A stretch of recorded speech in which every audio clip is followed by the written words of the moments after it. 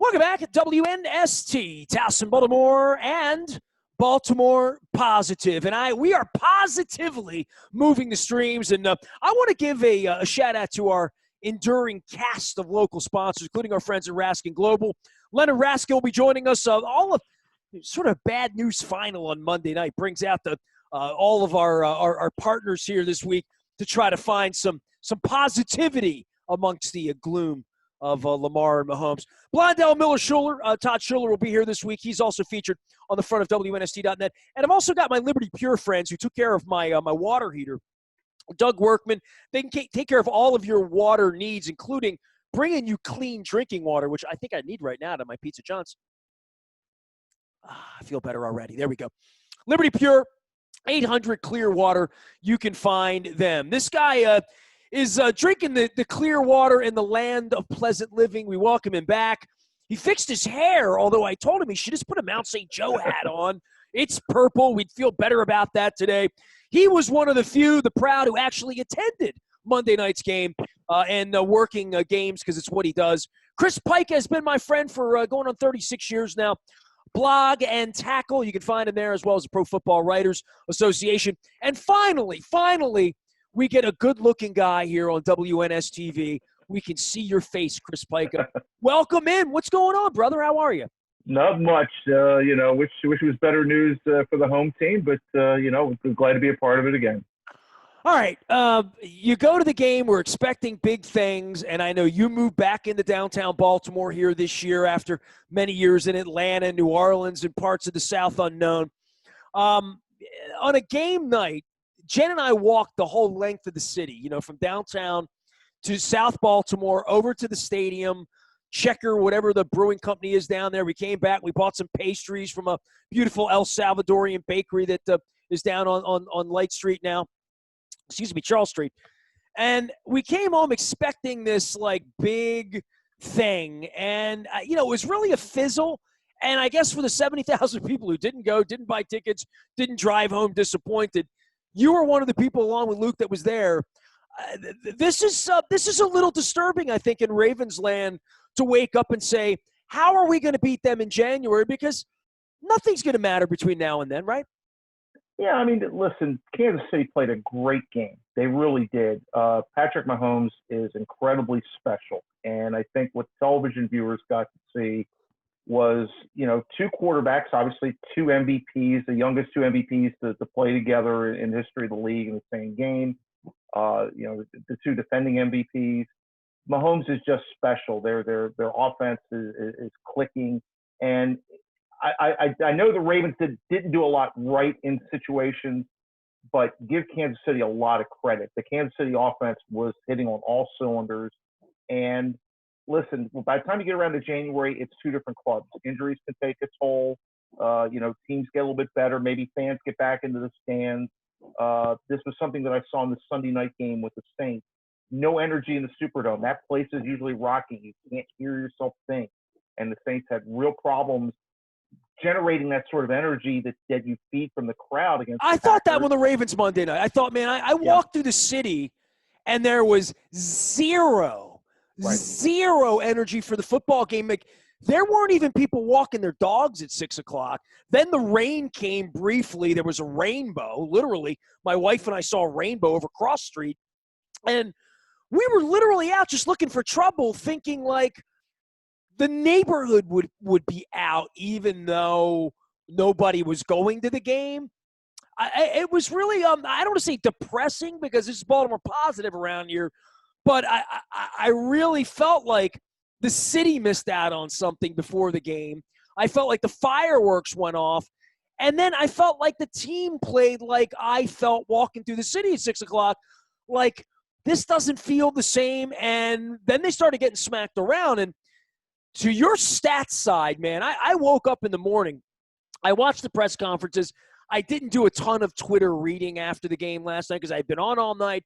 You and I are launching this beautiful new website we're going to brag about all week here at Baltimore Positive. But in the morning when I woke up and was feeding the cat at 5 o'clock and about to really settle in and do radio all morning with Luke, I looked down and, man, your Blog and Tackle, you tweeted out some really gaudy stats that, when the team does that, they win, obviously. And it's really crazy the team was 7 points out later in the game where they had a chance to sort of make it right. Yeah, they when they got it was 27-10. It looked, I mean, they were deflated, and they climbed back in the game. They got to stop one down. They got a turnover. Harrison Butker had been incredible for the Chiefs in the previous game. Misses an extra point, misses a field goal, opens the door basically for the Ravens to get back in it.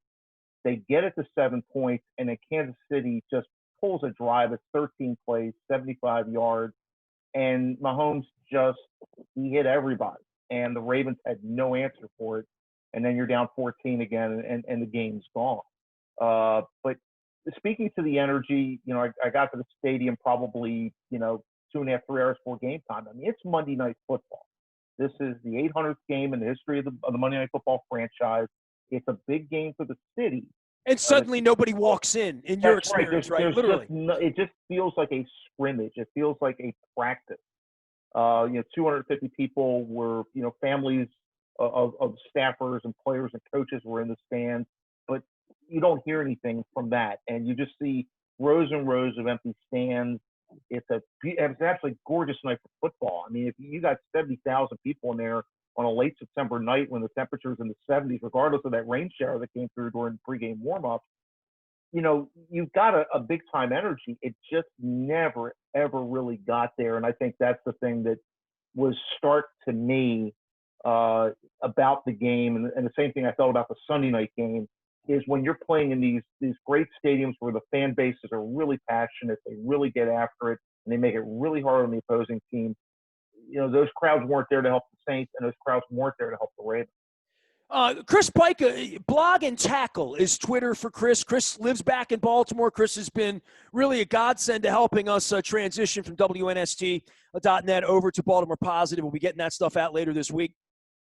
Bonus stats that you tweeted out. I need to drink a little bit more of my Pizza John's here, but Kansas City had 20 plays of 10 or more yards, 16 of them through the air. That's kind of an astonishing number, right? It is, and it speaks to the fact that Mahomes, and he had throw a lot of deep balls. He had 2 or 3 deep balls that he hit on, but a lot of these were intermediate routes. These were routes, above basically between the linebackers and the defensive back.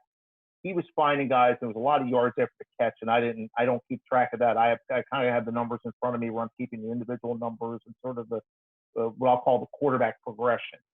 And I was keeping some additional numbers about knockdowns and hits. ESPN wanted to track how many dropbacks, how many knockdowns, how many hits, how many missed tackles on Edwards-Helaire for the Chiefs. Same thing for Lamar. And really, I think both teams got like 5 hits on the opposition quarterback, and obviously Lamar got sacked a ton of times.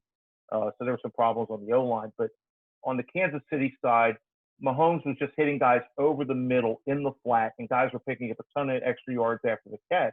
He was taking what the Ravens were giving them, and because the Kansas City run game, Edwards-Helaire really didn't have a great night. He broke off a couple of runs, but nothing that, a top back like that. The Ravens did a good job of stuffing them at the line of scrimmage, but they just had no answer for what Mahomes was able to do, especially with Travis Kelce and some of the other receivers that they had. I mean, I'm looking at, Watkins had 7 catches for 62. It was just, he was finding guys, and Kansas City was moving, running backs out to the wide receiver positions. They were doing a lot of different looks on offense that confused the Ravens, I think, a little bit. Well, then Wink puts that amoeba look up front where, there's 7, 8 guys up on the line of scrimmage jammed. You have no idea who's dropping, who's not. There's the head game of all of that. Then there's we're going to pick on the middle of the field. We're going to pick on Deshaun Elliott. We're going to pick on Patrick Queen, see what he's about. We are going to mess with their communication after they decide who's going to come in and who's not. Mahomes is going to identify things. The front line's going to pick these things up. And then within 3 seconds, you're going to have Kelce across the middle, and you're going to create confusion by what you're doing up on the line of scrimmage. And the confusion battle clearly was won by the Kansas City Chiefs. Yeah, I mean, Mahomes only had one time all night where he had back-to-back incomplete passes. I mean, that's ridiculous. Usually you'll get a stretch where you miss 2 or 3 in a row or something like that. it was constant. He had a stretch last night late where he had 9 straight completions. Okay. I mean, in the NFL, that's you're doing something when you can do that, when you can go 31 to 42 for 385 and really just torch the Ravens defense. Chris Pika is here. He has been working late into certain nights. Give everybody a little Baltimore positive update as we know it here, because I asked you about 90 days ago to do some stuff. We're going to be moving this thing around at some point, and I think you will attest to this. This site will launch, and it's going to be cool, right? It's going to be really cool. It's going to be a new look for everything that is sports and news. It encompasses a lot of different categories. I think the way that people consume websites has changed. I've worked on several websites on the NFL side and in other projects in recent years. And, people consume their news a lot differently. They're looking for commentary. They're looking for videos. They're looking for different things. And it's not like the sports is going away. I mean, Leif Jones is very prominent, and what he does on a daily basis covering the Ravens and the Orioles is incredibly important.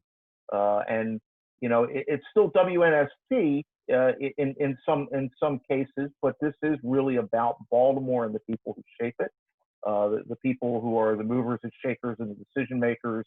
And so you can find a little bit of everything that you want to read on a daily basis at the new Baltimore Positive. Yeah, well, I was real happy with our Chiefs coverage last week. This week, I almost said the R word. I said the and I was admonished by a Washington legendary journalist this week when I asked to book him on to talk about the Growl Johns. And I'm going to be calling the Washington football team all week long.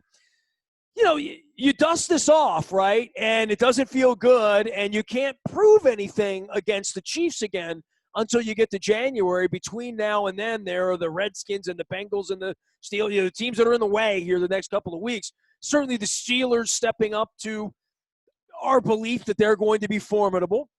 And to some degree, I don't know that this diminishes the Ravens. And for Lamar to say in the aftermath, hey, it was kind of what the Titans did to us, that doesn't mean the Redskins can do that or the Bengals can do that or the Steelers. Well, Steelers might have a better chance of doing that because I've seen their personnel and Watt and all the things that they do, not to mention the familiarity of all of it. But against bad teams, there's only so much the Ravens can prove by going and beating the Redskins 41-13 this week, right? Well, look at it this way. I said the Redskins. See, I knew I'd say it. Listen, there's been no preseason football, no real run-up. So in reality, it's the third week of competitive games where they're hitting. It's a shame that the Chiefs game came in week 3 in some respects. It'll probably be more of a shame if the home field advantage goes to Kansas City and they get to have a full set or half set of fans in the stadium in January. But we're long away from that point. What I'm looking at is the fact that they've played 3 competitive games. Teams are still rounding into shape in some cases. If you get an injury, you've got expanded practice squads. It's hard to bring in street free agents to sort of make a difference at the bottom of the roster. This is new territory that everybody's trying to get into a rhythm. And I think if the Ravens can beat Washington and get to the quarter pole at 3-1, you'd have to feel really good about what they're doing. A game like the Kansas City loss gives John Harbaugh a chance to really dive in and the assistant coaches to really dive in and look at, hey, this is what didn't go right. Maybe kind of. But also what a genius is doing to exploit us. This is how Andy looked at us and said, this is our weakness. This is our strength. This is how they're going to beat us. That's what they're going to do the next time around unless we're ready for that punch. Right, and it's a copycat league, and not every team not every team has a Patrick Mahomes, but they're going to try to do some of the same concepts. Until you can prove you can stop it, you're going to see it again and again, and opposing offensive coordinators are going to try some of those same things against the Ravens. There's not a lot you can change from your basic playbook, but they obviously saw some things in the Titans film and maybe some of the games earlier this season they thought they could exploit. And it's, Chiefs defense did a really good job. But listen, the Chiefs offense is really, really good. And the Ravens defense will have to find a way to get some stops like they did in the Monday night game to keep themselves in games. I mean, they're playing at an incredibly high level for 3 weeks. We can talk about Lamar, how it didn't go for the offense, and how it's a little different without Marshall Yanda, as it would be without a Hall of Famer, and who, whether Willie Snead's really a legitimate sort of a one or a two, or Hollywood, or who's going to be that, because Mark Andrews is going to be the featured guy in whenever they pass, and they don't really want to pass. Lamar Jackson running is sort of the feature along with the three backs, right? So knowing that about the offense, I will give you that they'll put 38 up against the Redskins, and they'll be fine against the lousy Bengals, and they'll do all that.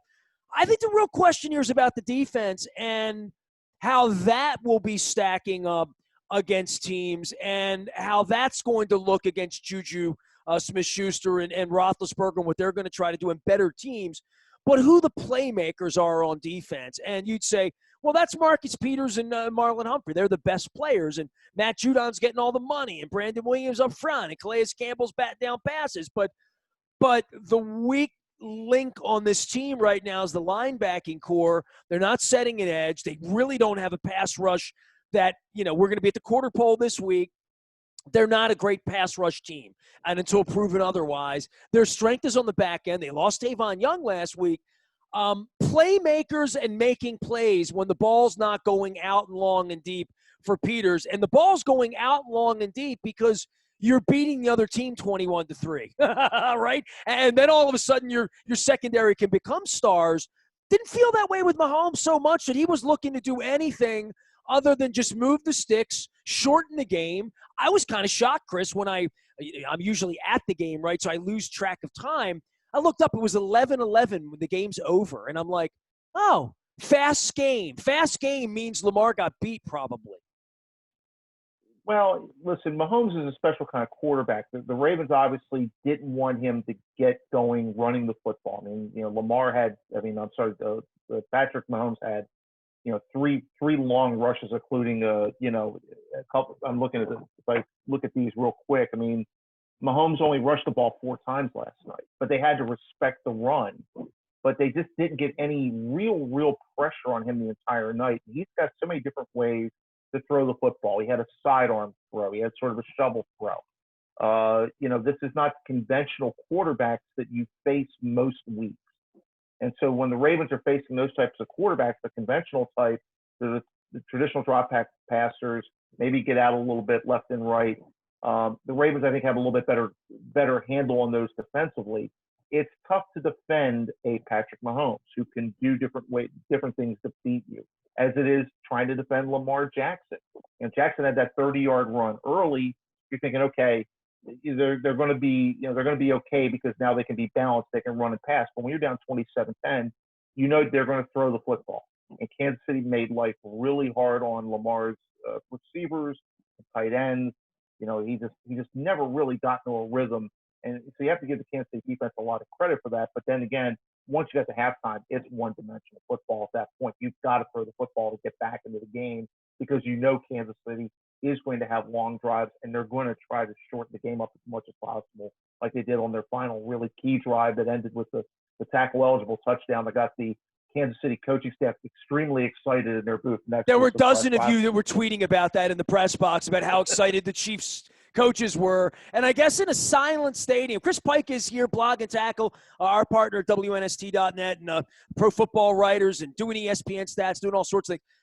I got to ask you this. I mean, you've been back in Baltimore, 6 months or whatever it's been. It's been the strangest of times for you and your wife and her work out at Baltimore Humane. I want to give some love to – I was playing with my cat right before this segment, that we got to be more humane, by the way. But the empty stadium thing, there's a point in this for Luke where it's becoming old hat, going to the state, down to the baseball stadium all summer, to do this. Was this your first empty – I mean, my first one was Houston last week. I was not at the empty Orioles game 5 years ago, but I mean, have you attended any quarantine weird things like this? No, first time, and oh my God! And you've been to more sporting events than me, which I mean literally, because you did minor league baseball. You've done a lot of nights in arenas and stadiums all over literally the continent, literally. Well, it is different. I mean, it's you walk in, like I said, and I want to give a shout out to the Ravens game day staff, from the people at the front gate that check you in, at the media entrance and all the entrances, to the security staff, the elevator staff, the press box staff. They do a tremendous job to make everyone who entered the stadium feel safe when you went through the health checks before you went in, all the way to the time you got to where you needed to be to work. It was well done by the Ravens staff, state management, everybody there. You know, it's hard on those folks too, because those people want to work, but everyone was friendly, and everyone, you reminded, hey, keep 6 feet of distance. Hey, you got to show, your health check on your phone in order to get in the stadium, do a temperature check. Everything was done in a very calm and very stated manner, so you got in very safely. And everyone last night, it was nice to be able to visit with people at a distance, to talk to writers, to talk to broadcasters, other folks. But from that side of the experience, yes, it's different. And you look out and you see a bunch of cardboard cutouts, thousands of cardboard cutouts, and Mo's rows in the corner that I mentioned on Twitter. It's just different, because it just feels like you're out of practice. And I did practice for 7 years in the NFL, standing outside watching the Saints practice and the Falcons practice. That's really what it feels like. It feels like a glorified scrimmage.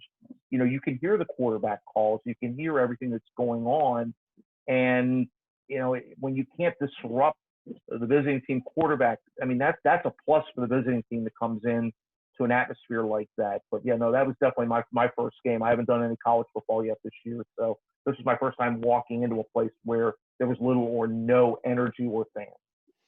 Well, I hope it's, I would say the last, but I'm heading to Raljon this weekend. At some point, they're going to let some fans in our state and others. Had I made it to Houston next week, there would actually have been people there, right? So I may have attended my last zero-sum game. I don't know what they're going to be doing in Foxborough, Indianapolis, Pittsburgh on Thanksgiving night.